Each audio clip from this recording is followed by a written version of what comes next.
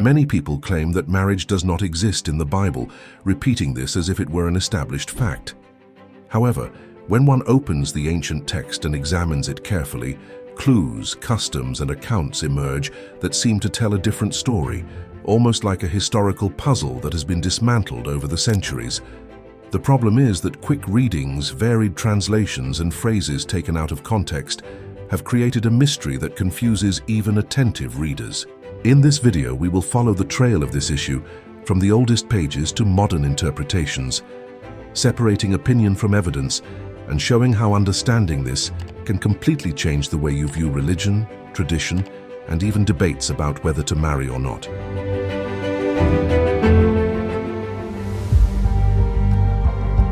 The idea that the Bible does not mention marriage spread like a rumor, repeated so often that it became a truth for many people. This doubt gained traction, especially in recent centuries, when readers began to analyze the ancient text through a modern lens, forgetting that it emerged from cultures very different from ours. Religious history scholars demonstrate that much of this confusion arose from varied translations and word choices made by scholars over time. A curious example appears when ancient versions use terms meaning familial union, while recent translations prefer more generic words.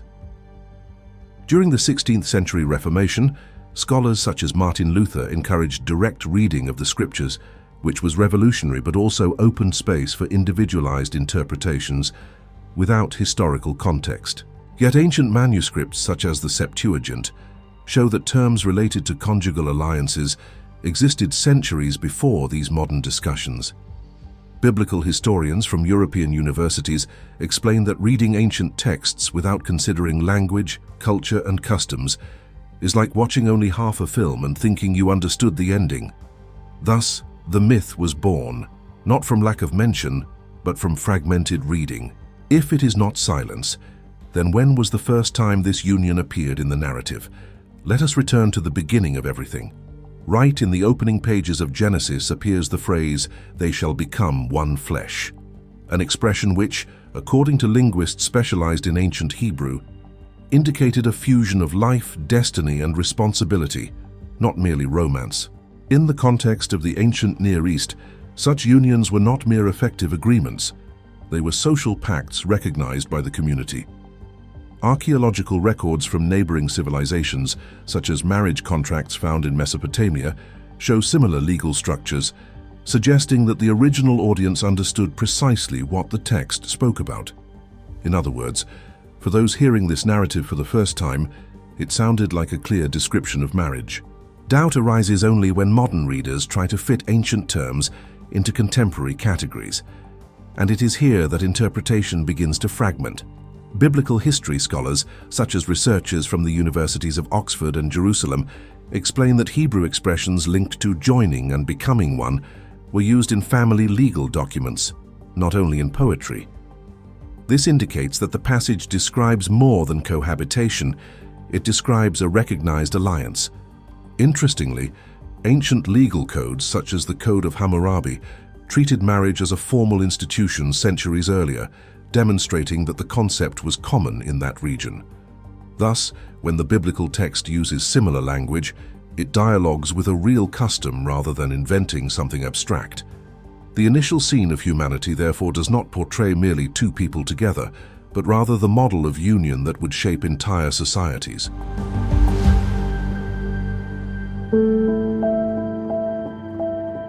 Many people assert emphatically, Jesus never spoke about marriage.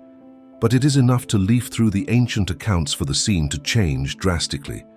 In dialogues recorded in the Gospel of Matthew, religious leaders asked Jesus Christ whether a man could divorce his wife for any reason, a controversial issue in the first century among rival Jewish schools. He cited the creation narrative and reinforced the idea of permanent union. Historians such as Craig Keener and scholars of ancient Judaism confirm that this response directly entered an actual legal debate of the time. Instead of ignoring the subject, he took a public stance. This completely changes the accusation of omission.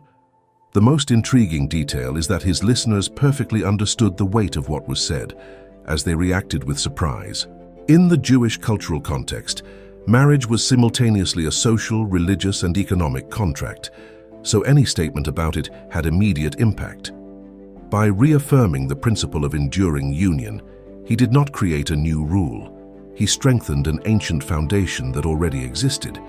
Researchers from the Judaic Studies Center point out that this type of teaching was seen as radical precisely because it tightened, rather than loosened, conjugal responsibility. In other words, the silence attributed to him seems more a modern myth than historical reality.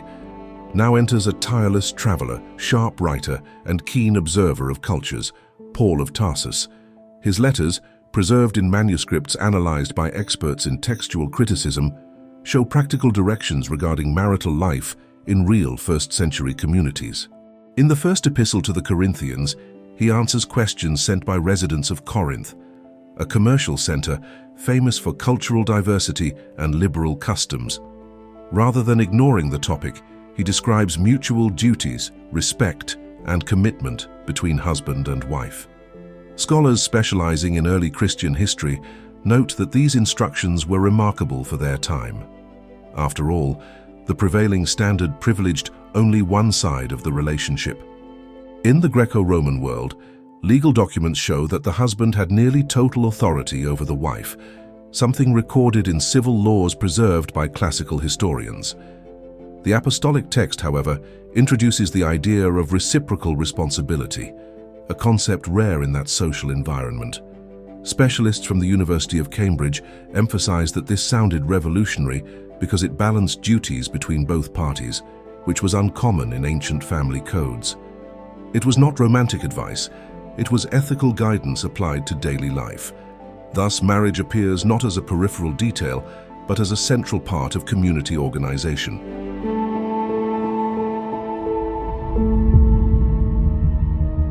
In the Epistle to the Ephesians, marriage is compared to a profound spiritual alliance, something that ancient readers understood as a solemn and public commitment. Written for the community of Ephesus, a sophisticated urban center of the Roman world, the message addressed people accustomed to legal contracts and rigid family hierarchies. However, the text does something unexpected. It redefines roles based on sacrificial love and mutual responsibility. Scholars of Koine Greek explain that the word translated as submission there also carries the idea of voluntary cooperation. That is, it does not describe oppression, but ordered partnership. Experts in the social history of the ancient Mediterranean point out that this passage influenced matrimonial laws and theological reflections for more than 1,500 years. Medieval European documents show that religious leaders cited this passage when addressing conjugal rights and duties. Curiously, outside the original context, many interpret the phrases as cold rules, whereas in reality they form a complex symbolic comparison. When read fully, the passage reveals an elevated vision of union, not a mere domestic agreement. Long before any Christian community emerged, family laws and customs were already described with surprising detail in the pages of the Book of Deuteronomy. There appear rules about contracts, the wife's rights and the husband's duties, something that historians of the ancient Near East consider typical of legally organized societies. Archaeological excavations show that neighboring peoples recorded marital agreements on clay tablets, confirming that formal union was an essential part of social life. Thus, when the biblical text mentions these practices, it is not inventing tradition. It is reflecting real customs of its time. For ancient listeners, this was as concrete as a certificate is today. A vivid example appears in the Book of Ruth, a narrative set in the region of Bethlehem, where a marriage is publicly treated before witnesses and legal agreements. Researchers of Hebrew culture explain that the scene describes a custom called family redemption, recognized by Jewish historical records. This detail demonstrates that the idea of formal union had been firmly established centuries before any subsequent theological discussion. Therefore, when someone says that marriage is a late invention, they encounter a past that tells a different story.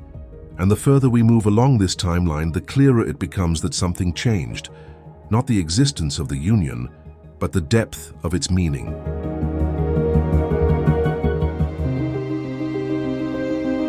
A tonal shift occurs upon reaching the New Testament.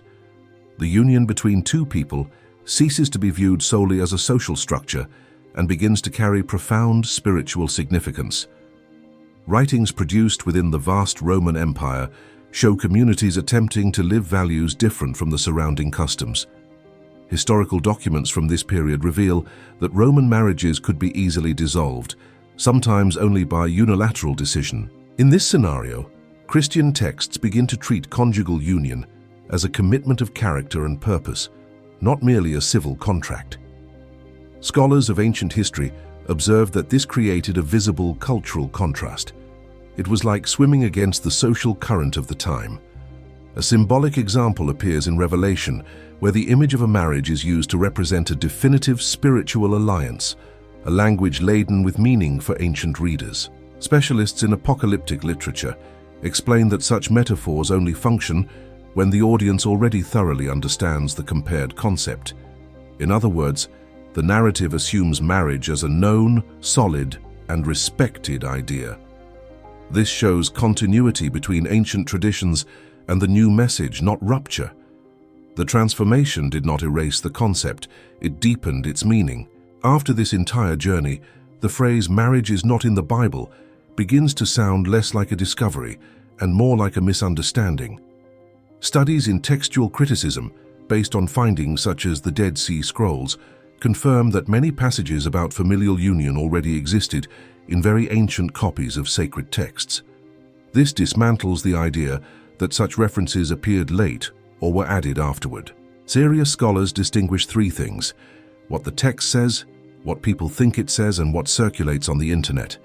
When these layers intermingle, confusion arises, and confusion repeated with conviction takes on the appearance of truth. The Jewish historian Flavius Josephus, writing in the 1st century, described marital customs of his people as ancient and well-established practices, reinforcing that this institution was socially recognized long before modern debates. This shows that the current discussion did not begin with the texts, it began with interpretations. Ultimately, it is not the Bible that is silent. Rather, readers sometimes listen only to the echo of their own ideas. Investigation reveals that the issue was never absence of mention, but reading without context.